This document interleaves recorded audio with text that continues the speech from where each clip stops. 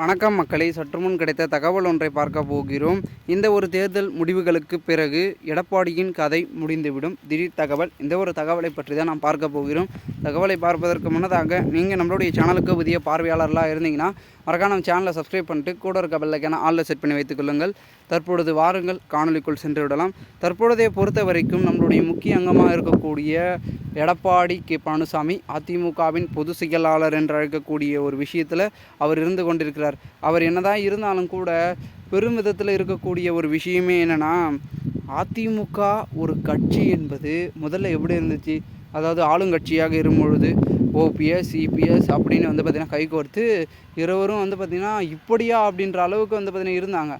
ஆனால் ஆட்சி எப்பொழுதும் முடிஞ்சு கட்சியின் தலைமைக்கு பார்த்திங்கன்னா மோதல்கள் ஆரம்பித்ததோ அப்பொழுதுந்தே பார்த்திங்கன்னா கட்சி மிகவும் மோசமான நிலைக்கு தள்ளப்பட்டு விட்டது என்று தான் கூறப்படுகிறது. இந்த ஒரு சமயத்தில் கட்சியின் நிலைமை மிக மோசமாக போனதுனால பெரும் விதத்தில் பார்த்திங்கன்னா ஆதரவும் குறைஞ்சி வச்சு அப்படியே உடைஞ்சி சிதைந்து துண்டுகளாக மாறியதுனால எல்லா ஆதரவும் குறைஞ்சிடுச்சு. அதன் பிறகு என்ன செய்வதென்று தெரியாமல் ஒரு பக்கம் பார்த்திங்கன்னா நம்மளுடைய முக்கிய அங்கமாக இருக்கக்கூடிய ஆதரவாளர்களும் திணறி அப்படி இப்படின்னு ஆதரவு போயிட்டு இப்போ அதிமுகவில் கொஞ்சம் ஆதரவு தான் இருக்குது.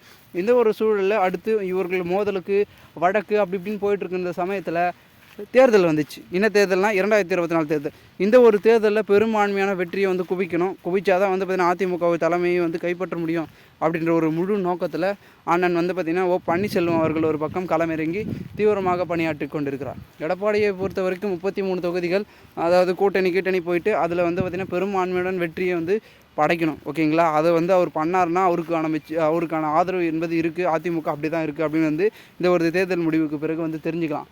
சப்போஸ் அங்கே ஆதரவு இல்லாமல் குறைந்து அப்படி இப்படி ஆச்சுன்னா கண்டிப்பாக பார்த்திங்கன்னா கதை முற்றிலுமாக முடிந்துவிடும். மீண்டும் பார்த்திங்கன்னா அனைவரும் அதிமுகவில் விடுவார்கள். ஓபிஎஸும் பார்த்திங்கன்னா அதிரடியாக களமிறங்கி பெரும் விதத்தில் பார்த்திங்கன்னா ஆதரவை அதிமுகவில் படைச்சிருவார் அப்படின்னு சொல்லப்படுகிறது. ஏனென்றால் பலவிதமான விஷயங்கள் என்பது அதிமுகவில் மட்டுமே இருந்து கொண்டிருக்கிறது என்றும் ஒரு பக்கம் பார்க்கப்படுகிறது. ஏனென்றால் ஒட்டுமொத்தமாகவே இருக்கக்கூடிய அனைத்திந்திய அண்ணா திராவிட முன்னேற்ற கழகத்தின் நிர்வாகிகள், அமைச்சர்கள், அப்புறம் பார்த்திங்கன்னா முக்கிய புள்ளிகள் எல்லாருமே சொல்லக்கூடிய ஒரே கருத்து என்னவென்றால், தற்சமயம் வரைக்கும் இருக்கக்கூடிய நம்மளுடைய தலைமையை சரி செய்து விட்டால் ஆட்சி அதாவது பெரும் விதத்தில் கட்சி முன்னேறிவிடும் அப்படின்ற ஒரு முழு நோக்கத்தில் தான் பார்த்திங்கன்னா எல்லாருமே இருக்கிறாங்க.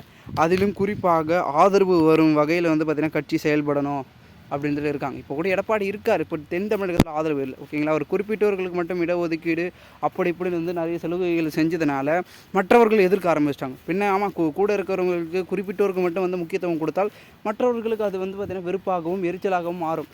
அது எல்லாருக்கும் கொடுக்கணும், எல்லாருக்கும் பிரித்து கரெக்டாக கொடுக்கணும், இல்லைனா கொடுக்காமல் இருக்கணும்.